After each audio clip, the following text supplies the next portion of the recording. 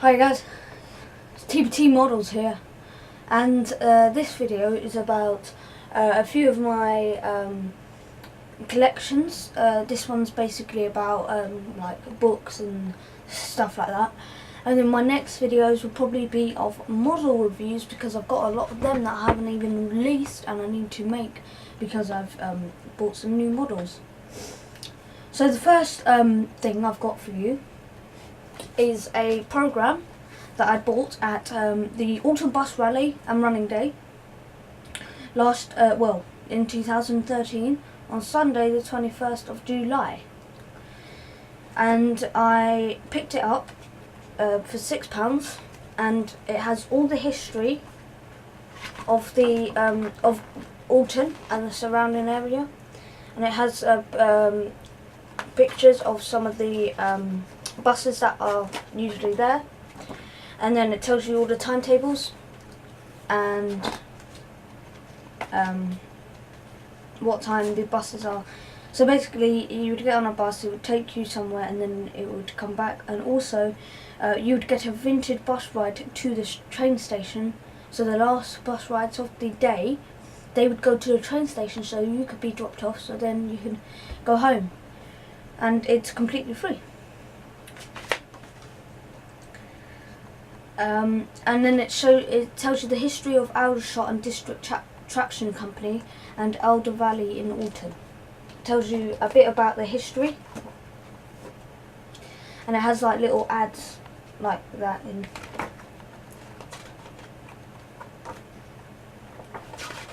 So that's that one that I've got for you. That's the Autumn Bus Rally program. Next thing I picked up is actually when I went to the London Transport Museum's depot, so where they keep everything when it's not in the actual museum itself. It's a working timetable for the district line, for the London Underground, for the district line, and this is the timetable from the 9th of December 2012 until further notice. So that's what it looks like, obviously green because of the district line, and it would have all the timetables for all the drivers in there. I like to have a look at it because it's quite interesting on what times they come, and it has an actual content of stuff like signal control data, scheduled passengers, last train connections, and that's pretty interesting. This is a London Underground and Overground trains book. I picked it up when I went to the Transport Museum last year. I thought it was a bit overpriced because it's £9. It's £9.95 there. It's by Andrew Emerson if you want to go and get one of these. And it basically has all the contents. So it would have all the London Underground stock trains, and it would have a bit about them. So you've got so it starts off with the C stock for the Circle Line, which is there, and also the Hammersmith and City Line. They used to run on these trains, though they mostly run on the new S7s and S8 stocks. So it has pictures like the District Line. It tells you about them. Also of 1995 stock and 1996 stock. And it has other interesting things at the back, such as the different types of overground trains. So the first one is the Class 378 Capital Star trains. That is that one.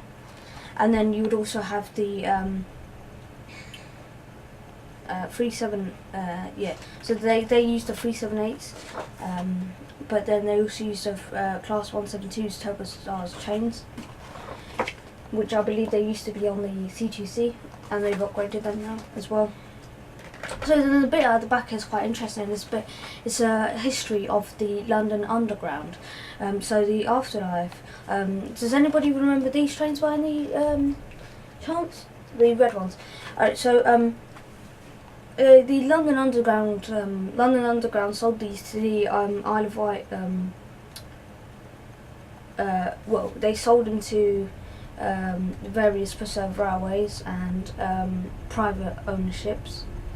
They also have one of these in the London Transport Museum, and they also use them on the Isle of Wight because obviously it's quite a small island and they don't need all these high-spec trains because it's very small, and you can get on these you can get on it and it'll get you there quite quickly. And then you would have the Metropolitan Railway train recreation, of the Metropolitan railway train on the Bluebell Railway in Sussex. So that obviously they were the first London Underground trains. They used to be steam, if you don't believe. Yeah. These were the carriages. So you've got that one, and then the upgraded one here for this. And then you have the engineers trains. It's quite interesting actually because you rarely ever get to see these. If you only really get to see them if you go to depots. Because some of them are quite interesting you don't even know about. They use diesel trains because on the London Underground, when they want to do engineering, there's no electric because they have to turn it off, otherwise they will get electrocuted. So they have to use diesel. But some of them are quite interesting.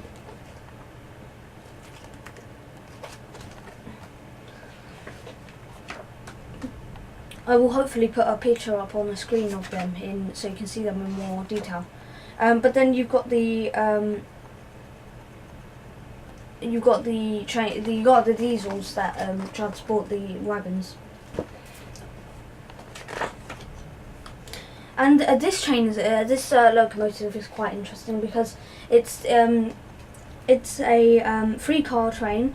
It's used for track recording purposes. It checks the track of geometry. A track recording car is a former 1973 stock Schroeder, and this is coupled between 2 car cravens built in 1960. And then you've got a blue one known as the asset inspection. This provides the permanent way. It provides the permanent way engineer with a technical assessment. And then you've got the Route Aidheadson car. And it's made in the it's made up of A stock and used in the London Underground's autumn battle against Leaves on the Line.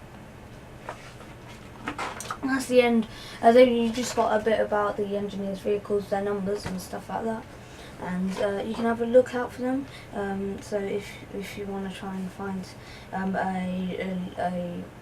if you're on the London Underground and you want to find the number, then you can have a look in the book and then see if it's in there, and that's an official London Underground train running on the London Underground. Okay, sorry about that. That took a bit long, but I've got this picked up at where I picked the District Line timetable, which is at the London Underground depot, a London Transport Museum depot. I forgot what it's called actually. This is working for, I just called it because it's quite cheap, it's like 30p. It's working for a better transport, and this was actually published in 1980. And these pictures are quite old in here. So they're telling you about all the different types of transport in London. So we've just got you got the old RT buses, the new Leyland buses. Well, they were new then. So, and then it tells you about managing the buses. Tells you about police and shipping, and yeah, it's quite interesting if you want to read it. Yeah, it was published in 1983. This is an interesting one I got from the Transport Museum when I got that the London Underground and Overground Trains book. It is a it basically has all the London buses in 2012 where people have taken pictures of them. It's the it's the lots, the London omnibus transport something, and I've got it. Great. It is, I forgot what it's called. It is by, and obviously because the London Omnibus Traction Society, that's it. Obviously because in 2012 there was the Olympics. They've got it was like quite a special year where you would never see those liveries again, only if it's held in London, and obviously they will be different. But you've got like all the liveries to support the Olympics.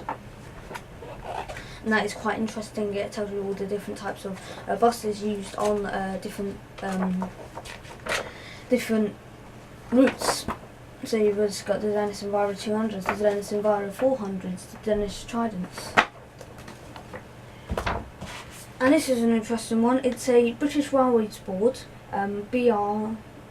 This was actually published in April 1992, and it's a rule book, sections A and B, by National Rail, and it tells you all the rules in here. So they might have changed now because this is obviously 1992, but it's quite interesting because it was quite cheap, and it tells you about like the rules. So noises from mechanical plant or other sources, when noises will arise from the use of mechanical plant or other sources. Any warning device provided with the plant, just stuff like rules about driving the trains and actually controlling them, and also what you should do and what you shouldn't do at train stations. Obviously this is for train drivers and National Rail workers. Anyway, thank you all for watching. This video's probably gone on a long time, but yeah, if you saw yesterday my video about my room tour, and there's more videos to come, and more reviews of buses and trucks, and maybe if you want any reviews, just contact me and I'll answer any questions you want. If you've got any questions, just ask me and I might make a video if I've got enough questions, and then I'll answer them all. So thank you all for watching, and goodbye.